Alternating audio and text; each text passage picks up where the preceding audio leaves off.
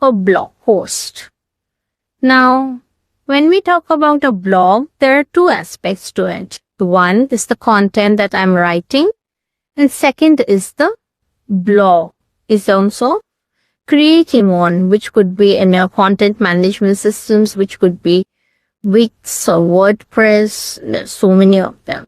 So I'm not going into the technical aspect. I'm only talking about I have decided on the topic in which I want to write. And the second aspect to it is, what will I write?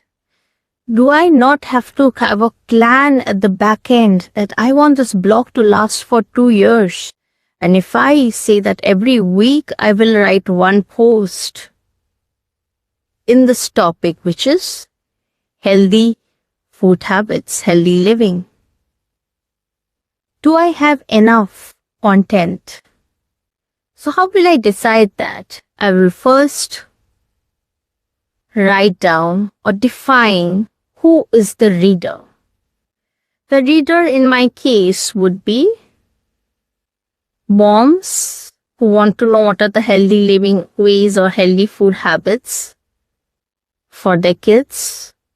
It would be gym enthusiasts. It would be yoga, into Pilates, into aerobics, any kind of physical activity, which is not, you're not a sports person. You're not somebody who's doing sports as a profession.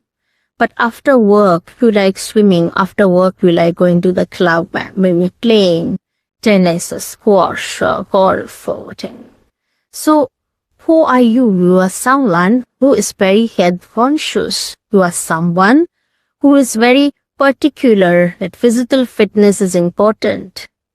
Are you ordering food from the likes of Subway or Eat Fit, or are you ordering lunches from foods, joints that specifically mention what is the protein intake, what is carbohydrates, how much of fiber is there? If you are one among them, and these bifurcations are there in all food aggregators who supply, who deliver food. So if you are one among them, then food, staying healthy food habit is a very important part of your daily life. So having defined that, what are the various aspects I figure out? Is that which of the various topics in which this person will be interested? He will be interested in anything that will probably increase his protein intake, anything that he has to do with fiber. Fiber has its own good and bad things. Protein has its own. It's important for weight loss, muscle building, little more. What did I say in the first video? Do I have enough knowledge in it? Blog is not always about writing casual stuff. If I want the blog to have a defined target audience and people consciously waiting for my every post, I have to get there something that adds value to their existing lifestyle, adds value to their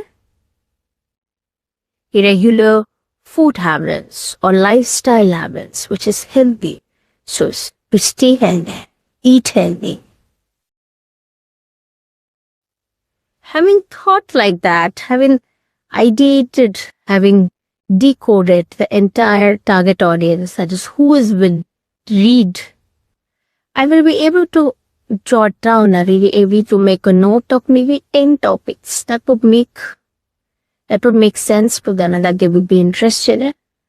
And then, depending upon my knowledge, whatever I know, whatever I have learned, whatever I have experienced, plus whatever is updates. As there is always an update. So secondary research always helps. Read the articles, hint the various lifestyles and health-related chapters, health-related pages in your news portals and things, ebooks, and take whatever is relevant to take and add it with the knowledge that you already have. Add it what you're learning it's from your experience, your personal experience. Club them together. Club your experience with what is latest, what is apple cider vinegar. We never knew about apple cider vinegar much before. has emerged as a huge category. Yes, of course, in earliest countries, but not in developing countries that much. But today it's a globally everybody uses it and is approached about all this shit. So note that which is constantly evolving because the lifestyle is evolving. Thus, global awareness is evolving. So that's a very good and very secured approach towards deciding the content for your blog. Thank you.